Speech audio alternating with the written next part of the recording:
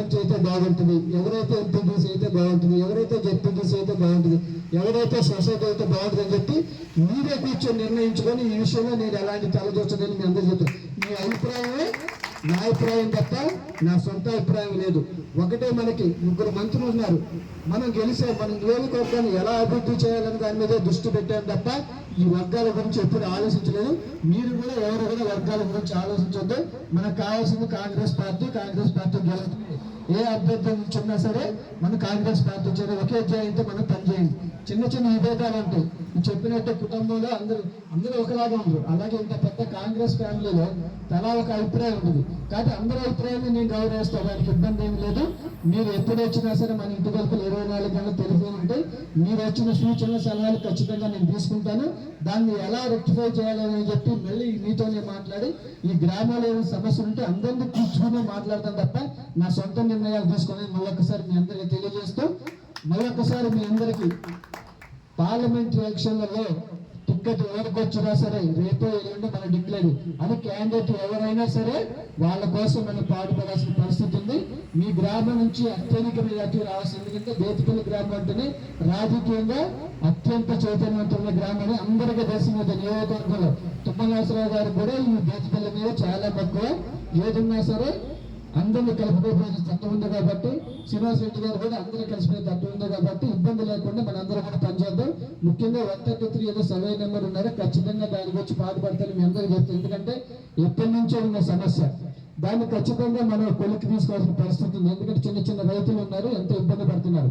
Definite గా తుమ్మనాసరావు గారితో అలాగే రెవెన్యూ మినిస్టర్ గారు మనకి శ్రీనివాస్ రెడ్డి గారు ఉన్నారు కాబట్టి డెఫినెట్ గా ఏదైతే ఈ సర్వే నెంబర్లు ఉన్న రైతులందరినీ కూడా అవసరమైతే వాళ్ళ దగ్గర తీసుకెళ్లి మాట్లాడి చెప్పుకొచ్చేది. దీన్ని అతి త్వరలో మనం ఎలా చేయాలనేది వాళ్ళ కూడా కనుక్కొని గవర్నమెంట్ ద్వారా అవుతుందా లేదని ఒకసారి మనం రెక్టిఫై చేసుకుంటాం. ఖచ్చితంగా రెక్టిఫై చేద్దామని చెప్పి మీ అందరికీ తెలియజేస్తూ మరొకసారి ఈ అవకాశం ఇచ్చినందుకు మీ అందరికి కూడా ఉదయపూర్ నమస్కారం చేస్తూ మళ్ళొక్కసారి చెప్తున్నా, మీ గ్రామంలో ఏ సమస్య ఉన్నా మీరే తీర్చుకోవాలని చెప్పి పంచాయతీ ఎలక్షన్ కానీ ఎంపీటీసీగా జెడ్పీటీసీ సొసైటీ ఎలక్షన్ మీరు ఎవరినైతే అందరూ కూర్చొని ఫలానా వ్యక్తి కావాలి అని మీరు అనుకుంటారో వాళ్ళనే నిలబడతాం తప్ప సొంత నిర్ణయాలను తీసుకోని చెప్పి మీరు హామీ ఇస్తున్నారు. జై కాంగ్రెస్, జై కాంగ్రెస్. Thank you.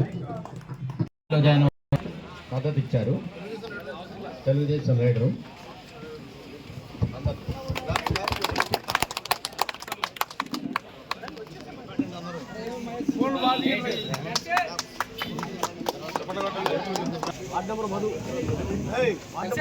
వందల మధు గారు వార్డు నెంబర్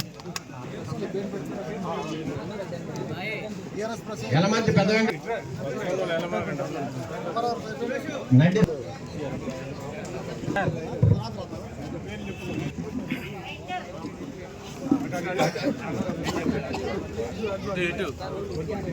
వరకూడి జ్ఞానయ్య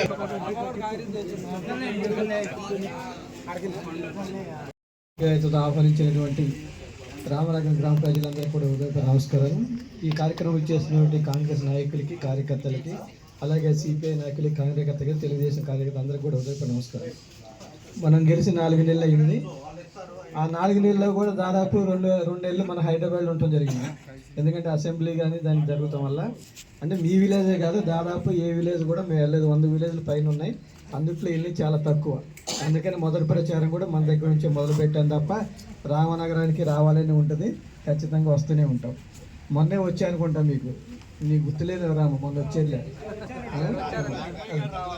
ఎవరైతే ఉంది ఇద్దరు ఒకళ్ళే. సరే, ఏదేమైనా సరే రాబోయే పార్లమెంట్ ఎలక్షన్స్లో, అసెంబ్లీ ఎలక్షన్స్లో మన కోసం ఎలా కష్టపడ్డారో మీరందరూ కూడా అంతకంటే ఎక్కువ కష్టపడి అసెంబ్లీ ఎలక్షన్లో వచ్చిన ఓట్ల కంటే కూడా మనకి పార్లమెంట్ ఎలక్షన్లో ఎక్కువ ఓట్లు రావాలని అభిలాష.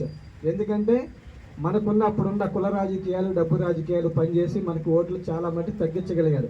కానీ ఈసారి ఎలక్షన్లో ఏ కుల రాజకీయం పనిచేయదు, ఏ డబ్బు రాజకీయం పనిచేయదు, ఓన్లీ ప్రజాబలమే. మనప్పుడు ఎలా ప్రజాబలం పనిచేసిందో రాబోయే కాలం కూడా ప్రజాబలమే పనిచేస్తుంది. కాబట్టి ప్రతి ఒక్కళ్ళు కూడా కష్టపడి మనకు వచ్చిన మెజార్టీ కంటే 500 మెజార్టీ మనకు ఖచ్చితంగా మీ గ్రామానికి చూపించాలని చెప్పి మనస్ఫూర్తిగా కోరుకుంటున్నాను. ఎందుకంటే చిన్న చిన్న విభేదాలు ఉంటాయి. కొంతమంది పెద్దలు ఉన్నారు, ఆ పెద్దలను కూడా మనకి ఇప్పుడు వచ్చిన వాళ్ళందరూ కూడా పాత వాళ్ళు కాంగ్రెస్ వాళ్ళు ఉంటారు, వాళ్ళని కూడా గౌరవించే బాధ్యత మన మీద ఉంది. ఎందుకంటే ప్రతి కార్యకర్త, నాయకుడు కూడా మనకు చాలా ఇంపార్టెంట్. మీకు ఏదైనా విషయాలు ఉన్నా కూడా పెద్దవాళ్ళ సలహాలు తీసుకోవడం అనేది మంచి పద్ధతి అని నా అభిప్రాయం. వాళ్ళని కూడా ఎప్పుడు దూరం పెట్టమాకండి. అందరూ కలిసికట్టుగా ఉంటేనే మనం రాబోయే కాలంలో మనకు వచ్చిన మెజార్టీ కంటే ఎక్కువ తీసుకురాగలం. మనకి అభ్యర్థి ఎవరైనా సరే, ఇంకా మనకి డిక్లేర్ అవ్వదు, అభ్యర్థి ఎవరైనా సరే ఆయన గెలిపి కృషి చేయాలని చెప్పి మనం మనస్ఫూర్తిగా మిమ్మల్ని అందరినీ కోరుకుంటున్నాం. ముఖ్యంగా మన గ్రామంలో ఉన్న సమస్యలన్నీ మన చేసినాయి. డెఫినెట్గా ఇప్పుడు ఎలక్షన్ కోడ్ కాబట్టి అది ఆగిపోయింది, కానీ డెఫినెట్ ఎలక్షన్ అయిన తర్వాత ఖచ్చితంగా ఈ గ్రామాన్ని అభివృద్ధి చేస్తారు. ముఖ్యంగా ఇంకొక విషయం నేను చెప్పాల్సింది ఏంటంటే, మన గ్రామంలో కొట్లాటలు బాగా అవుతున్నది ఒక నానుడి, అవునా కాదా? ఈ మధ్య కాలంలో చాలా చూసి అట్లాంటి కొట్లాటలు చిన్న చిన్న విషయాలలో ఎక్కువ మీరు పంతాలకు పోకుండా మీరు గ్రామంలో దాన్ని సరిచేసే విధంగా మీరు ఉన్నట్లయితే బాగుంటుందని నా అభిప్రాయం. ఎందుకు చెప్తానంటే అవతల మనవాళ్ళే ఉంటారు, యువతల మనవాళ్ళే ఉంటారు. ఎవరికి చెప్పాలో మనకు అర్థం కాదు. కాబట్టి మీరే గ్రామంలో కూర్చొని, ముగ్గురు మంత్రులు ఉన్నారు, తుమ్మలాశ్వరరావు గారు ఉన్నారు, పొంగులేరు శ్రీనివాసరెడ్డి గారు ఉన్నారు, బట్టి గారు ఉన్నారు. మనకి ఏది కావాలన్నా వాళ్ళు చేయడానికి సిద్ధంగా ఉన్నారు. కాబట్టి మీరు కూడా అసెంబ్లీ ఎలక్షన్స్ ఎలా అయితే కష్టపడి పనిచేశారో, పార్లమెంట్ ఎలక్షన్ మనకి ఎక్కువగా మెజార్టీ తీసుకొచ్చినట్టయితే మనకు కూడా గుర్తింపు ఉంటుంది. మనకి ఏ కార్యక్రమం కావాలన్నా మనం చేసుకోగలం. కాబట్టి ప్రతి కార్యకర్త కూడా ఈ రోజు నుంచి కష్టపడి మళ్ళీ